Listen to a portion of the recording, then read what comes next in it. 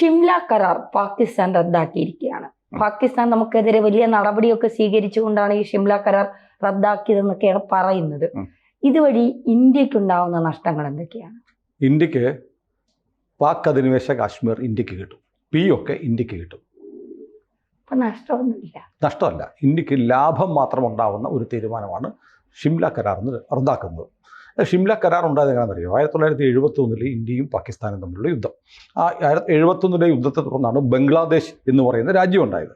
അത് കിഴക്കൻ പാകിസ്ഥാനിലുള്ള ആളുകൾ അവരോട് പാകിസ്ഥാനിലെ ഭരണകൂടം കാണിക്കുന്ന അവഗണനയ്ക്കെതിരെ മുജീബുർ റഹ്മാൻ്റെ, ഷേഖ് ഹസീനയുടെ അച്ഛൻ്റെ നേതൃത്വത്തിൽ വലിയ സമരം നടത്തി വലിയ കൂട്ടക്കൊലയുണ്ടായി. ഇന്ത്യയിലേക്ക് ഒരുപാട് അഭയാർത്ഥികൾ ഓടി വന്നു. അങ്ങനെ വന്ന് ഗത്യന്തരമില്ലാതെ ഇന്ത്യ പാകിസ്ഥാനോട് യുദ്ധം പ്രഖ്യാപിച്ചു. മുക്തി ബാഹിനി എന്ന് പറയുന്ന ബംഗ്ലാദേശി വിമോചന സേനയോടൊപ്പം ഇന്ത്യൻ പട്ടാളവും ചേർന്നിട്ടാണ് പാകിസ്ഥാനെ വെട്ടിമുറിച്ച് ബംഗ്ലാദേശ് എന്ന് പറയുന്ന രാജ്യമുണ്ടാക്കിയത്. അപ്പോൾ അതിനുശേഷം പാകിസ്ഥാൻ അമേരിക്കൻ നിർമ്മിത ടാങ്കുകളൊക്കെ ആയിട്ടാണ് ഇന്ത്യക്ക് നേരെ ആക്രമണത്തിന് വന്നത്. പക്ഷെ അമ്പെ പരാജയപ്പെട്ടു എന്ന് മാത്രമല്ല, ഇന്ത്യൻ സേന അങ്ങ് പാകിസ്ഥാനിലോട്ട് കയറി കറാച്ചി വരെ എത്തി. അതായത് കറാച്ചി വരെ നമ്മൾ പിടിച്ചെടുത്തു കഴിഞ്ഞപ്പോൾ അതിനകത്തൊരു വലിയ ചതി നടന്നു.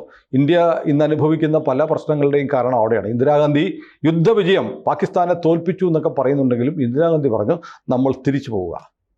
അങ്ങനെ ഇന്ത്യൻ പട്ടാളം തിരിച്ചു പോന്നെങ്കിലും നമ്മൾ 93,000 പാകിസ്ഥാൻ പട്ടാളക്കാരെ തടവുകാരായിട്ട് പിടിച്ചു. ഈ തടവുകാരെ നമ്മുടെ കയ്യിലിരിക്കുകയാണ്. അവസാനം പാകിസ്ഥാന് വലിയ പ്രതിസന്ധിയിലേ. കാരണം ഇന്ത്യ കറാച്ചി വരെ എത്തി, ദയനീയമായി തോറ്റു.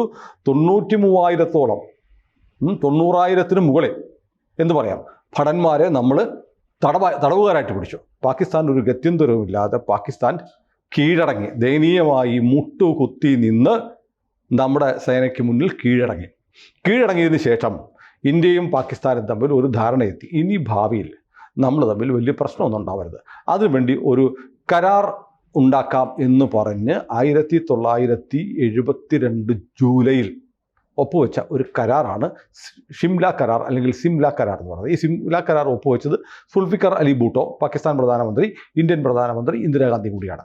അതിൽ പ്രധാനമായിട്ടും പറഞ്ഞത്, നമ്മൾ ഈ സിന്ധു നദീജല കരാർ എന്ന് പറയുന്ന പോലെ പാകിസ്ഥാന് വെള്ളം കൊടുക്കുന്നതിന് പകരം ഇന്ത്യക്ക് വെള്ളമോ ഒന്നും തരുന്ന കരാറല്ല.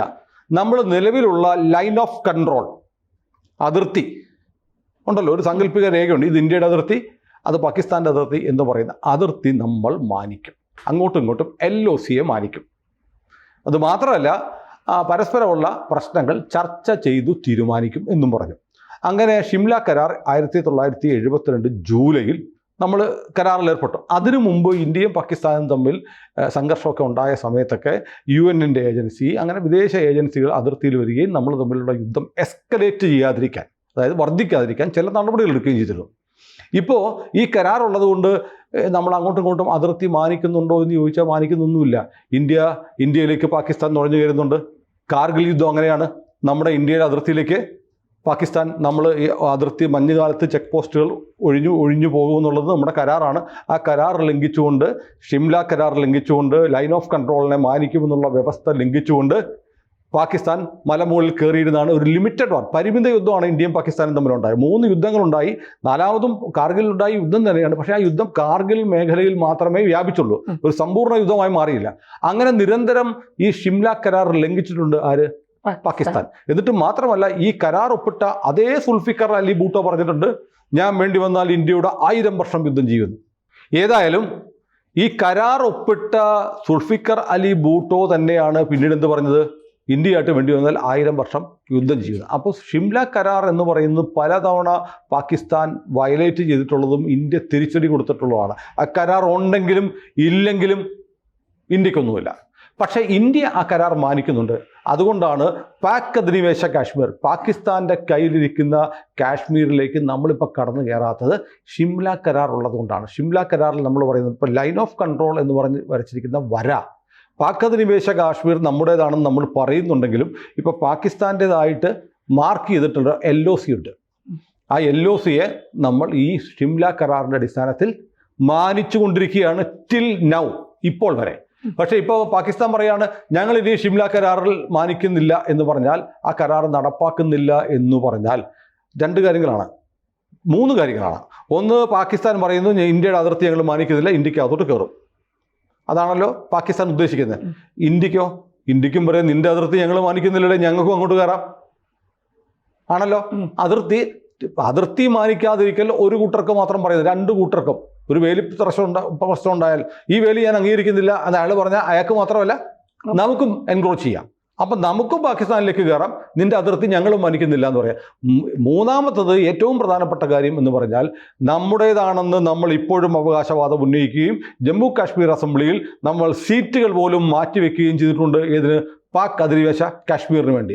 പാക് അധിനിവേശ കാശ്മീർ നമ്മൾ തിരിച്ചു പിടിക്കും, സൈനിക നടപടിയിലൂടെ തിരിച്ചു പിടിക്കുമെന്ന് നിരവധി തവണ നമ്മൾ ആവർത്തിച്ചിട്ടുമുണ്ട്. അത് പക്ഷേ നമ്മളത് ചെയ്യാത്ത എന്തുകൊണ്ടാണ്?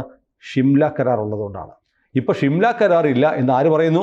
പാകിസ്ഥാൻ പറയുന്നു. അപ്പൊ നമുക്ക് സാങ്കേതികമായി ടെക്നിക്കലി നമുക്ക് പാക് അധിനിവേശ കാശ്മീർ ഇങ്ങോട്ട് എടുക്കുന്നതിന് ഒരു തടസ്സവും ഇല്ല. നമ്മൾ അങ്ങോട്ട് കയറിയാൽ പാകിസ്ഥാനൊന്നും പറയാനില്ല, കാരണം LOC മാനിക്കേണ്ട കാര്യമില്ല. അപ്പോൾ പാകിസ്ഥാൻ സ്വന്തം അടുപ്പിൽ ഒരു ബോംബിട്ട് പൊട്ടിച്ചു എന്നതുപോലെയാണ് ഈ ഷിംല കരാറിൻ്റെ ഒരവസ്ഥ. ഇപ്പോൾ നമ്മൾ ആലോചിക്കേണ്ട വേറൊരു കാര്യമുണ്ട്. നമ്മൾ ഈ 71 യുദ്ധം ജയിച്ച് ഷിംല കരാർ ഉണ്ടാവാനുള്ള കാരണം യുദ്ധവിജയമാണ്. യുദ്ധവിജയത്തിൽ നമ്മൾ 93,000 പാകിസ്ഥാൻ തടവുകാരെ നമ്മൾ വിട്ടയച്ചു എന്ന് പറഞ്ഞു. ഇന്ദിരാഗാന്ധിയാണ് വിട്ടയക്കാൻ പറഞ്ഞത്.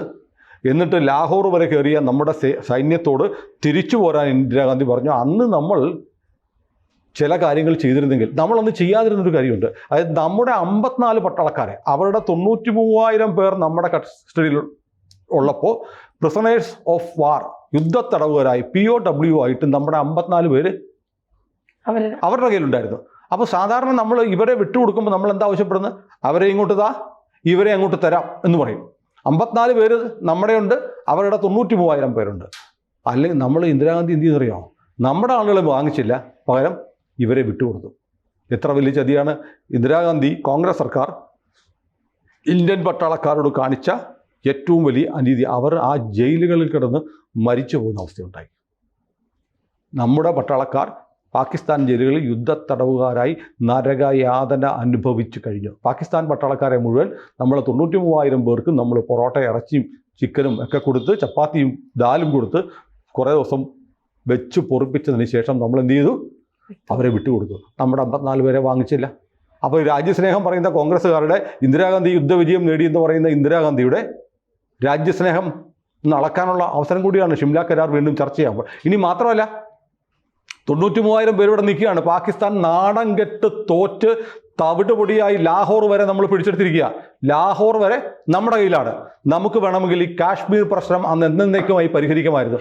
ഇന്ദിരാഗാന്ധിക്ക് പറയാം, ലാഹോർ വരെ എൻ്റെ പട്ടാളം വന്നു, ഞാൻ തിരിച്ചു പോകണമെങ്കിൽ POK ഇങ്ങോട്ട് എന്ന് പറയാമായിരുന്നു. POKയിൽ നിന്ന് പാകിസ്ഥാൻ ആർമി മാറിയിട്ട് പൂർണ്ണമായും പാക് അധിനിവേശ കാശ്മീർ ഇന്ത്യയുടെ ഭാഗമായി വിട്ടുതന്നാൽ മാത്രമേ ലാഹോർ വരെ കയറിയ ഇന്ത്യൻ ആർമി തിരിച്ചു പോവുകയുള്ളൂ എന്ന് ഇന്ദിരാഗാന്ധി പറഞ്ഞിരുന്നെങ്കിൽ ഇന്ന് പഹൽഗാം ഉണ്ടാവുമായിരുന്നില്ല. കാശ്മീരിൽ നൂറുകണക്കിന് ആൾക്കാർ കൊല്ലപ്പെടുകയായിരുന്നില്ല. കാശ്മീർ എന്നും അശാന്തിയുടെ ഒരു മേഖലയായി മാറില്ലായിരുന്നു. നോക്കൂ, നമ്മുടെ രാജ്യത്തെ ഭരിച്ചുകൊണ്ടിരുന്ന ഇന്ത്യയിലെ കോൺഗ്രസ് പാർട്ടി രാജ്യത്തോട് ചെയ്ത ഏറ്റവും വലിയ ചതിയുടെ ഒരു ഉൽപ്പന്നം കൂടിയാണ് ഷിംല കരാർ. ഇനിയിപ്പോൾ പാകിസ്ഥാൻ POK എന്തുകൊണ്ട് വാങ്ങിച്ചില്ല എന്നതിന്, ലാഹോറിൽ നിന്ന് പിന്മാറുന്നതിന് പകരമായി കാശ്മീർ പ്രശ്നത്തിന് പെർമനൻറ്റ് സൊല്യൂഷൻ, നിങ്ങൾ ഇനി കാശ്മീരിൽ ഒരിക്കലും അവകാശവാദം പറയരുത് എന്നൊരു കരാറുണ്ടാക്കിയാൽ പാകിസ്ഥാന് സമ്മതിക്കാതെ തരമില്ലായിരുന്നു. കാരണം നമ്മൾ ലാഹോർ വരെ എത്തി. അപ്പോൾ പിന്നെ അവർക്ക് സമ്മതിച്ചു പോലും. അങ്ങനെ ഒരു എഗ്രിമെൻറ്റ് നമ്മൾ ഉണ്ടാക്കിയില്ല. എന്തിന്? POK എങ്കിലും നമുക്ക് തിരിച്ചു തരാൻ നമ്മൾ പറഞ്ഞില്ല. അതും പോട്ടെ, മഹാഭാരതത്തിൽ കൃഷ്ണൻ ദൂതിന് പോയില്ലേ? നിങ്ങൾ പകുതി രാജ്യം ചോദിച്ചു, 5 ഗ്രാമങ്ങൾ ചോദിച്ചു, 5 വീട് ചോദിച്ചു, ഒരു വീടെങ്കിലും തരുമോ എന്ന് ചോദിച്ചു. അതാണ് ഡിപ്ലോമസി. എന്നിട്ട് യുദ്ധം ഉണ്ടായി. പക്ഷേ ഇവിടെ എന്താ സംഭവിച്ചത്? നമ്മുടെ പട്ടാളം പാകിസ്ഥാൻ്റെ പകുതിയും പിടിച്ചെടുത്തു. 93,000 ഭടന്മാരെ തടവുകാരായിട്ട് പിടിച്ചു. എന്നിട്ട് നമ്മൾ കാശ്മീരിൽ ഇനി ഇടപെടരുതെന്ന് പറഞ്ഞില്ല.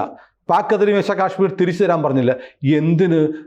പിടിച്ചുകൊണ്ട് പോയ പാവപ്പെട്ട നമ്മുടെ 54 പട്ടാളക്കാരെ തിരിച്ചു തരാൻ പോലും ആവശ്യപ്പെട്ടില്ല. ഇതൊന്നും നമ്മൾ ചരിത്രത്തിൽ പഠിക്കുന്നില്ല. ഇന്ദിരാഗാന്ധി ഉരുക്ക് വനിത എന്ന് പറയും. നമ്മൾ പാകിസ്ഥാനെ തോൽപ്പിച്ചു, പാകിസ്ഥാനെ പരാജയപ്പെടുത്തിയ ഇന്ത്യയുടെ അഭിമാനമാണ് ഇന്ദിരാഗാന്ധി എന്ന് പറയും. പക്ഷെ ഇന്ദിരാഗാന്ധിയുടെ ചതിയാണിത്.